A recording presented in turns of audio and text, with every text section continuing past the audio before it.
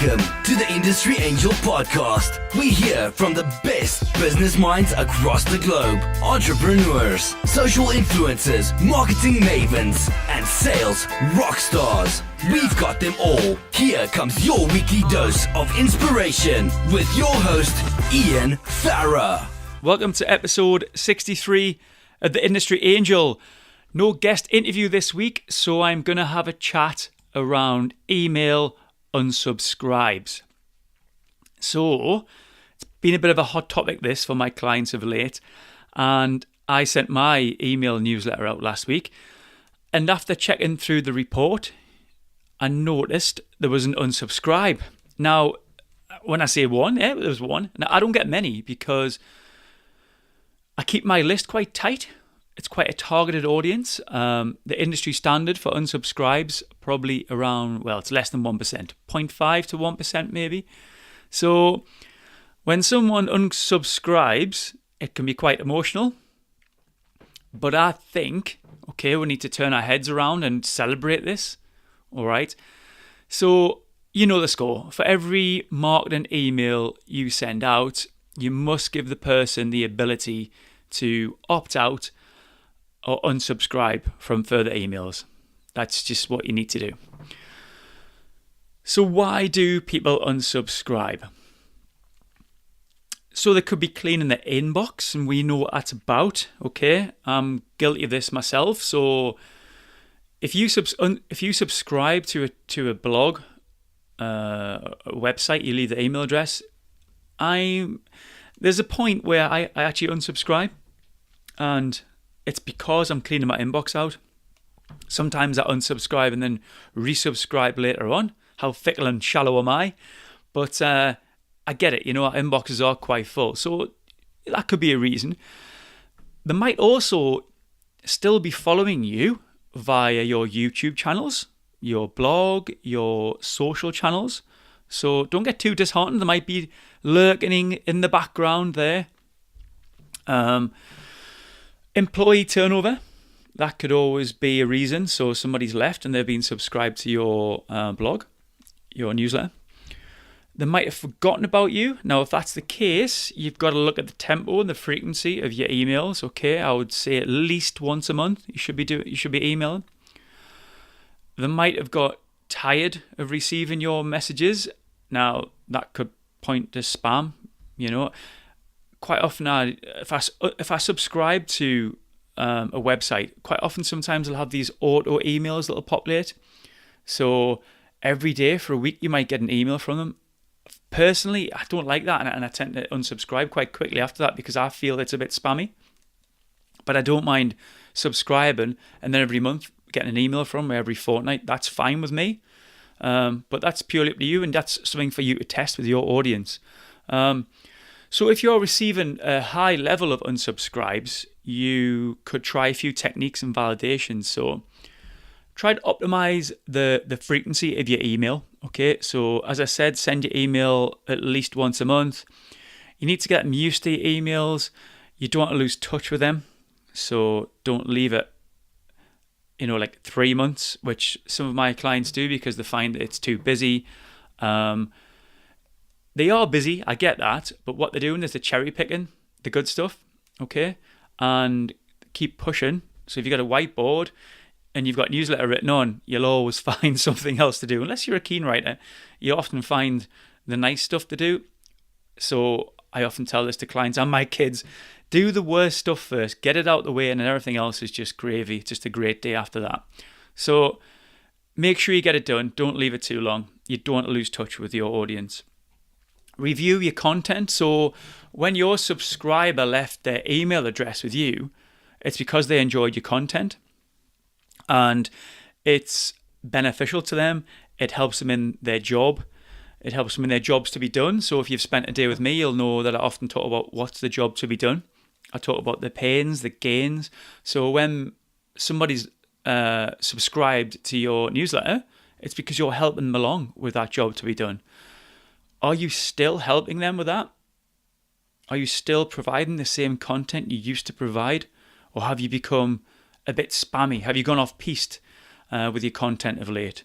So maybe If you're receiving a high level of unsubscribes, maybe you want to check that out. Remember, your list is looking for value. You're a trusted authority, whether you like it or not. That's why they like you.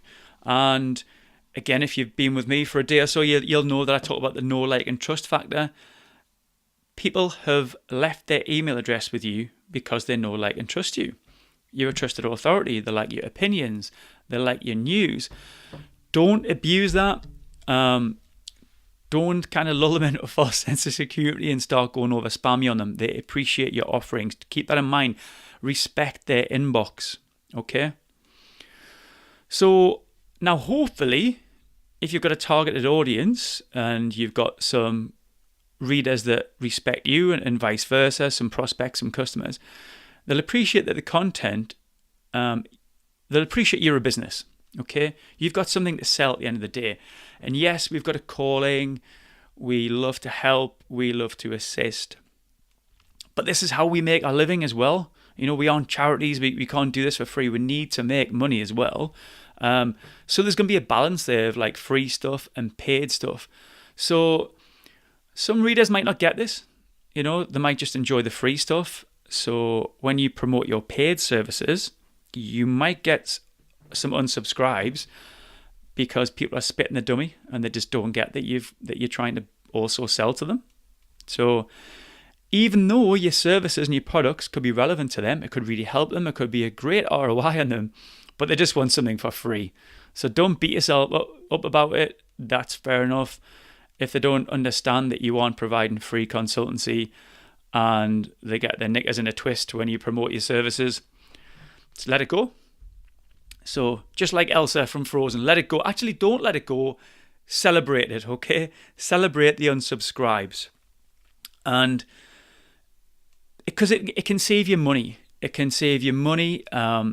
If you've got a big email list, you're going to have to pay for each email sent. So it can save you money if they unsubscribe. It can save you from tidying and purging your email list. And what I mean by this is that periodically, you might wish to remove subscribers.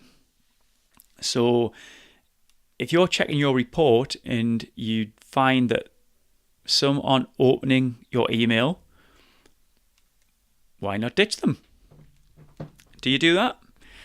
Go through your email list, go through your report and see who's not opening your email and remove their ass. It's good. Actually, it's going to help your click-through rate. It's going to help your open rate, which is always a good thing. So maybe give that some thought.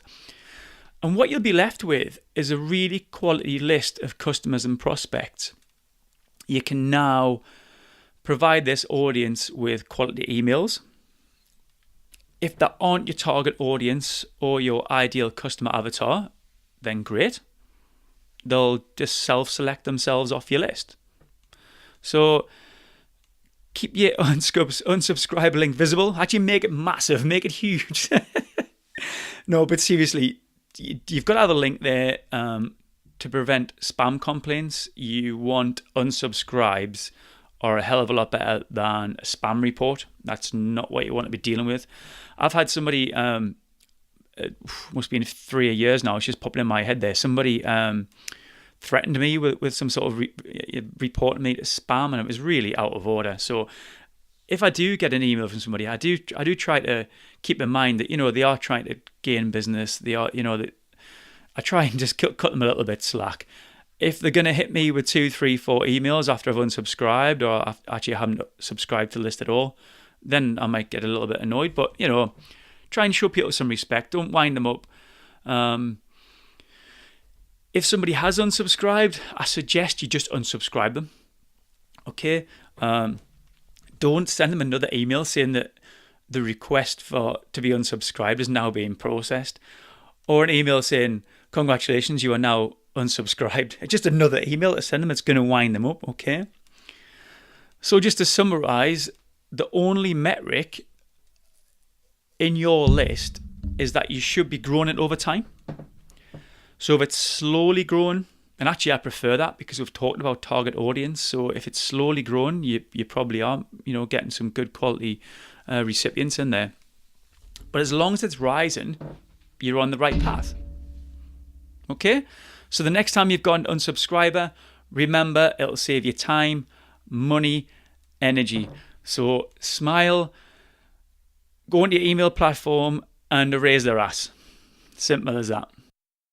That was me having a rant there about unsubscribes from your email list. So, speaking of email lists, are you subscribed to mine? No? You what? Get your name down. If you're in the north of England, you're going to want you, because we are going to put together a live episode of the podcast. We're going to keep it quite close, probably around about 50 tickets. We're going to try and do it early to mid-November. So drop me your email list, add yourself to my email list, and we'll keep in touch and tell you all about that. You can watch this video on all the usual channels: Facebook, LinkedIn, YouTube, and hopefully we'll have a guest for you next week, which was planned for this week, but unfortunately they were affected by Hurricane Irma. Their internet connection was down. So my thoughts go out to all you guys who've been affected. I hope you're all safe here and your families. Terrible times. I know my sister-in-law gets back from Cuba tomorrow, and they've been on lockdown for a week over there. Absolutely terrible. So yes, my thoughts go out to you guys. So until next time, I've been Farah. This is the Industry Angel, and thanks for listening.